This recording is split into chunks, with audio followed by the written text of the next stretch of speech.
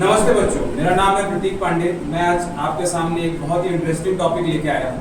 इसका नाम है Keynesian theory of income and employment. इस थ्योरी को समझने से पहले हमें जेएम कीन्स के बारे में जानना पड़ेगा, जेबी से के बारे में जानना पड़ेगा, तब इस थ्योरी को आप बहुत अच्छे से कोरिलेट कर पाएंगे। जेबी से एक इकोनॉमिस्ट थे जिन्होंने 1803 में एक प्रिंसिपल दिया और उन्होंने कहा supply will create its own demand.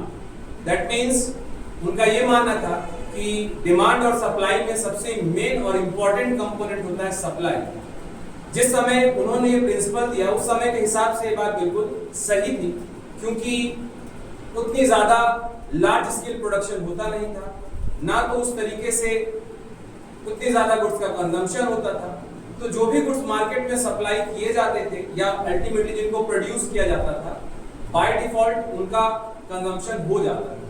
लेकिन ये बात 1929 तक चली आई और क्योंकि बीच में इंडस्ट्रियल रेवोल्यूशन आया और प्रोडक्शन की प्रोसेस जो है वो ज्यादा फास्ट हो गई, जिसके कारण ज्यादा से ज्यादा गुड्स प्रोड्यूस होने लगे और 1929 में ग्रेट डिप्रेशन आया और उस डिप्रेशन का इफेक्ट इतना था कि लगभग लोगों ने अपनी डिमांड कम कर दी, कंजम्पशन कम कर दिया और गुड्स जो है अपनी कॉस्ट के नीचे बिकने की कंडीशन पे आ गए। उस समय 1929 में जेएम कीन्स ने एक बुक लिखी और उस बुक में उन्होंने सप्लाई को मेन कंपोनेंट ना मान के डिमांड को मेन कंपोनेंट माना और डिमांड में भी उन्होंने उसको सिर्फ प्लेन डिमांड या सप्लाई ना बोल के एग्रीगेट डिमांड और एग्रीगेट सप्लाई टर्म दिया।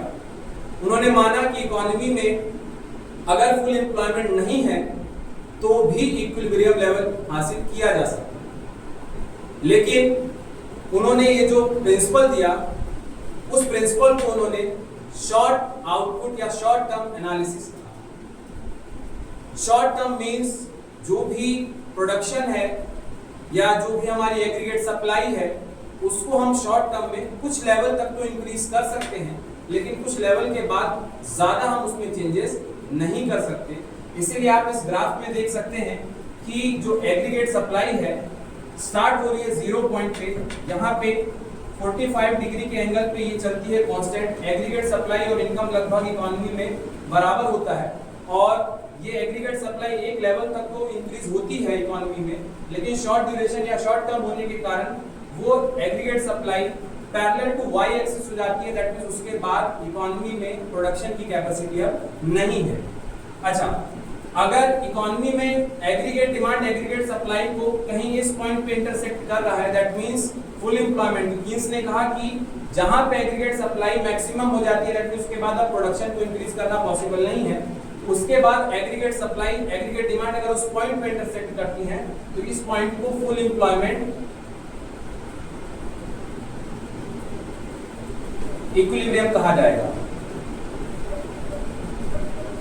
लेकिन आपकी इकोनॉमी में कहीं पे इस पॉइंट पे इंटरसेक्ट कर रही है और aggregate demand aggregate supply level of output जो है OY1 आ रहा है। दैट मींस आपको अभी ग्रोथ के चांसेस हैं और यहाँ पे जो इंटरसेक्शन से आपकी इक्विलिब्रियम बनता है इसको आप बोलते हैं अंडर एम्प्लॉयमेंट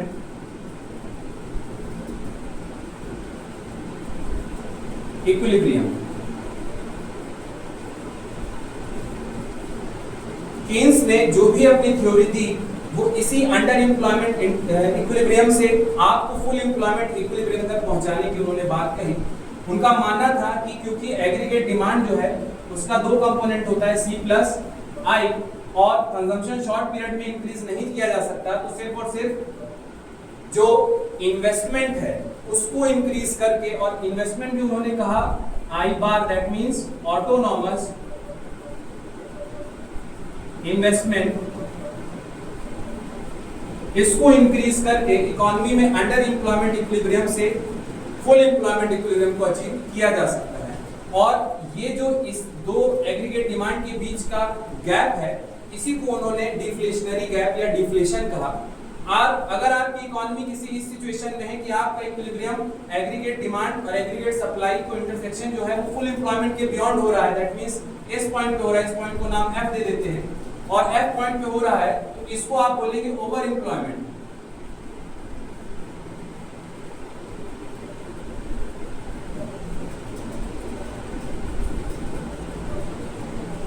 और इसके बीच का जो गैप है उसको आप बोलते हैं इन्फ्लेशनरी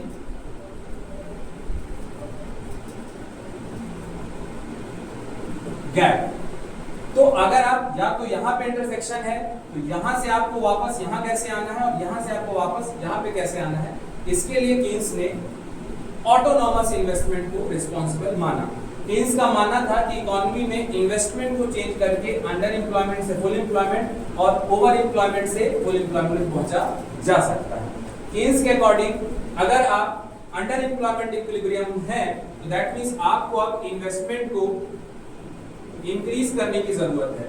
और इकोनॉमी में आपको मालूम होगा मल्टीप्लायर इफेक्ट होता है, इन्वेस्टमेंट जब आप बढ़ाएंगे तो जो भी आपकी इनकम एम्प्लॉयमेंट और आउटपुट लेवल में है वो मल्टीप्लिकेशन में मींस कई टाइम्स जो है आपकी इनकम भी बढ़ेगी, एम्प्लॉयमेंट भी बढ़ेगी और आउटपुट भी बढ़ेगी। तो इसीलिए इन्वेस्टमेंट को इंक्रीज करके आप अपने जो भी इक्विलिब्रियम है अंडर एम्प्लॉयमेंट से अपने आप को इंक्रीज करके फुल एम्प्लॉयमेंट इक्विलिब्रियम में पहुंचा सकते हैं। दूसरा, अगर आप कहीं पे इन्फ्लेशन में है या इन्फ्लेशनरी गैप आपको दिख रहा है इकोनॉमी में, दैट मींस आपका इस पॉइंट एफ पे इंटरसेक्शन हो रहा है एग्रीगेट सप्लाई और एग्रीगेट डिमांड का, तो आपको जो भी इन्वेस्टमेंट है गवर्नमेंट के द्वारा किया हुआ ऑटोनॉमस इन्वेस्टमेंट उसको इकोनॉमी में कम करना पड़ेगा।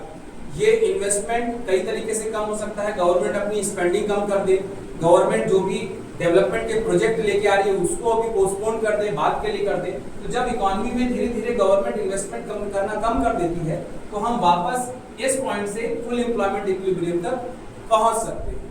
कीन्स ने बहुत ही सिंपली इन्वेस्टमेंट को यूज करते हुए समझाया कि इकोनॉमी में कैसे आप फुल एम्प्लॉयमेंट इक्विलिब्रियम हासिल कर सकते हैं। हालांकि कोई भी इकोनॉमी फुल एम्प्लॉयमेंट में नहीं होती है, हमेशा इकोनॉमी इसके आसपास रिवॉल्व करती रहती है। बस किसी भी इकोनॉमी को कोशिश करना चाहिए, ये मेंटेन रखना चाहिए कि अगर आप इन्फ्लेशन में हैं तो कैसे आप इन्वेस्टमेंट को कम करके फुल एम्प्लॉयमेंट के आसपास पहुंच जाएं, या आप रिसेशन या डिफ्लेशन में हैं तो कैसे आप अपने जो भी इन्वेस्टमेंट है उसको इंक्रीज करके वापस से फुल एम्प्लॉयमेंट में आप पहुंच सकते हैं। Thank you.